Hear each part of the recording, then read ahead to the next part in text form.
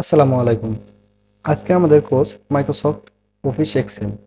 এই কোর্সটিতে আমরা শিখব মাইক্রোসফট এক্সেল দিয়ে আমরা কিভাবে ডাটা তৈরি করব, কিভাবে হিসাব নিকাশ করব, কিভাবে আমরা এই টুলগুলো ইউজ করব। পেজ লেআউট, ইনসার্ট, ইনসার্ট থেকে কিভাবে আমরা গ্রাফ ইউজ করব।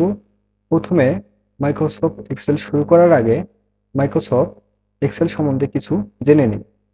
মাইক্রোসফট এক্সেল সফটওয়্যার হচ্ছে এমন সফটওয়্যার যেখানে র এবং কলামের মাধ্যমে ডাটাকে সাজানো হয় এবং এন্ট্রি করা হয়। এই ডাটাটি তিন ধরনের হবে: এক নাম্বারিং, দুই টেক্সট, তিন ফর্মুলা। এই ফর্মুলার মাধ্যমে আমরা মাল্টিপল র, মাল্টিপল কলাম এর হিসাব নিকাশ করে আমরা ডাটা অ্যানালাইজিং রিপোর্ট তৈরি করতে পারবো। সো প্রথমে আমরা শুরু করে দিই। শুরু করার জন্য সর্বপ্রথম আপনি আপনার মাইক্রোসফট অফিস এক্সেল যে সফটওয়্যারটি আছে সেই সফটওয়্যারটি আপনি আপনার কম্পিউটারে ইনস্টল করে নেবেন। ইনস্টল করার পর আপনি এটাকে রান করে নেবেন। রান করার পর আমাদের প্রথম স্ক্রিনটি চলে এসেছে। যেহেতু আমরা জানি মাইক্রোসফট এক্সেল হচ্ছে র এবং কলামের মাধ্যমে একটি ডাটা শিট তৈরি করা, সেই জন্য আমরা দেখতে পাচ্ছি যে পেজটি এসেছে, সেই পেজটিতে র এবং কলাম দিয়ে সাজানো, যেখানে 100 কলাম রয়েছে এবং মিলিয়ন অফ র রয়েছে। আপনি চাইলে এখানে হাজার হাজার র নিয়ে কাজ করতে পারেন। উপরে, একটু উপরে আমাদের কিছু অপশন রয়েছে, যেখানে home, insert, page layout, formulas, data, review, view. আমরা এই কোর্সটিতে সবগুলোরে ইউজিং দেখব। প্রথমে আমরা যে ডকুমেন্টটি নিয়ে কাজ করব, সর্বপ্রথম সেই ডকুমেন্ট ফাইলটিকে সেভ করা শিখে নিই। সেভ করার জন্য ফাইল, সেভ। আপনি কোথায় রাখবেন এই ফাইলটাকে আপনি সিলেক্ট করে নেবেন। আমি নিলাম ডেস্কটপ। ডেস্কটপে নিউ, নিউ ফোল্ডার, আমি একটা নাম দিই এক্সেল। ফাইলটাকে ওপেন করে নিলাম। এখানে ফাইলের নেম, আপনি একটা এখানে নেম দিতে পারেন। আমি দিলাম ক্লাস 1। Save as type. আপনি যে ডকুমেন্টটি কাজ করবেন সেই ডকুমেন্টের অনেকগুলো এখানে ফর্মুলা দেওয়া আছে। এই ফরম্যাটগুলা আপনি বিভিন্ন কাজের জন্য ব্যবহার করতে পারবেন। তো আমি এক্সেল ওয়ার্ডবুকটাই নিলাম। তো সেভ। এখন যদি আমরা এটাকে মিনিমাইজ করে দেই, দেখেন একটা ডেস্কটপে ফাইল আসছে এক্সেল।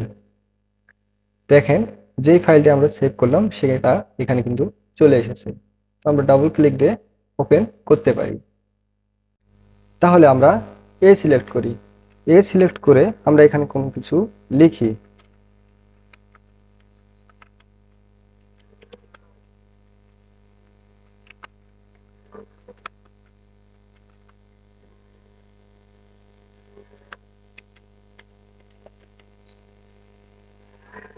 দেখেন আমরা কিন্তু এ ঘরে, এ বক্সে লেখা শুরু করছি, কিন্তু এটা এসেছে সি বক্স পর্যন্ত, মানে এখানে লেখাটা বড় হয়ে গেছে। কিন্তু আমরা যদি বি বক্সে ক্লিক করি, দেখেন এটা কিন্তু এখানে ইমপেটি, মানে এখানে কিছু ফরম্যাট নেই, এখানে কোনো ফর্মুলা নেই। আবার এতে ক্লিক করলে দেখেন এখানে কিন্তু ফর্মুলাটা আছে। তাহলে আমরা এটা দুইভাবে সমাধান করতে পারি। এক হচ্ছে এটাকে টেনে বড় করতে পারি, তাহলে দেখেন নিচের যত র রয়েছে সবগুলো বড় হয়ে গেছে।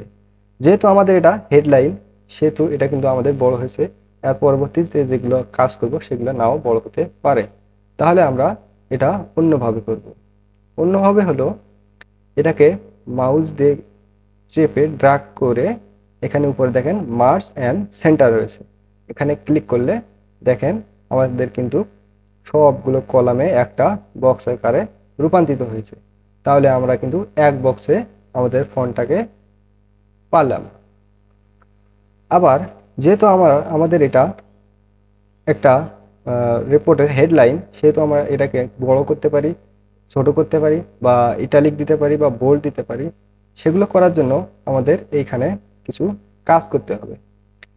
সেই কাজটা হচ্ছে, এখানে দেখেন ক্যারিবারি তার এখানে একটা অ্যারো ডাউন আছে, এই অ্যারো ডাউনে ক্লিক করি। দেখেন এখানে কিন্তু অসংখ্য ফরম্যাট রয়েছে, আপনাদের যেটা ভালো লাগে আপনারা সেটাই দিবেন। ধরুন আমি এটা দিলাম, দেখেন এখানে কিন্তু একটা ফন্টের চেঞ্জ হয়ে গেছে। তো আমরা এটা না দিয়ে সরি এরিয়ালটায় রাখলাম।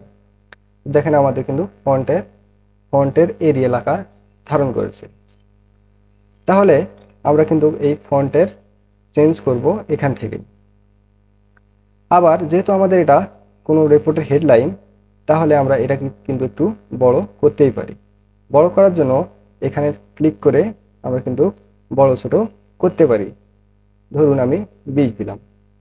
এখন দেখেন আমাদের কিন্তু এই বক্সটাতে সব লেখা আসেনি, কিছু লেখা হাইড হয়ে গেছে, কারণ আমাদের এই বক্সটাতে তা ধরেনি। এর জন্য আমরা কি করব, মাউস দিয়ে ক্লিক করে ড্র্যাগ করলে এখানে মার্জ করে দিলে কিন্তু লেখাটা চলে আসবে।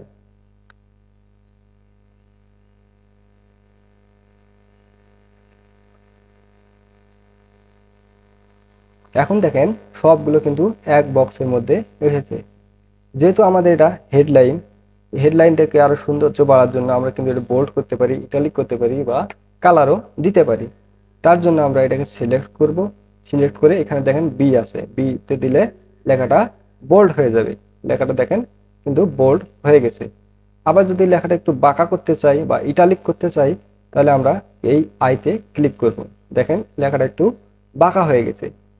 আবার যদি এই লেখার নিচে আন্ডারলাইন দিতে চাই, তাহলে কিন্তু এখানে ক্লিক করলে আন্ডারলাইন দেখেন হয়ে গেছে, এখানে ডাবল আন্ডারলাইন হয়েছে। দেখেন এখানে ক্লিক করলে দুটো আমরা অপশন পাচ্ছি, একটা হচ্ছে আন্ডারলাইন, একটা হচ্ছে ডাবল আন্ডারলাইন। উপরে দিলে দেখেন এটা কিন্তু আন্ডারলাইন হয়ে গেছে। আমাদের যদি দরকার পড়ে তবে আমরা আন্ডারলাইন দিব, নাহলে দেওয়ার দরকার নেই। যেহেতু আমাদের এটা হেডলাইন, সেহেতু আমরা এটাকে একটু কালার দিয়ে মানে এটা সৌন্দর্য বাড়াতে পারি। সেই জন্য কালার দেওয়ার জন্য আমরা এখানে এ আছে, এর পাশে যে অ্যারোটা আছে, অ্যারোটাতে ক্লিক করি। দেখুন এখানে অ্যারোটা ক্লিক করার পর এখানে অনেকগুলো কালার এসেছে, আমরা যে কোনো একটা কালার কিন্তু দিতেই পারি। এখন দেখেন আমাদের ফন্টের কিন্তু কালার চেঞ্জ হয়ে গেছে। আবার এই কালার ব্যাকগ্রাউন্ডটা, এই ফন্টের ব্যাকগ্রাউন্ডটা আমরা কিন্তু চেঞ্জ করতে পারি, অর্থাৎ কালার দিতে পারি।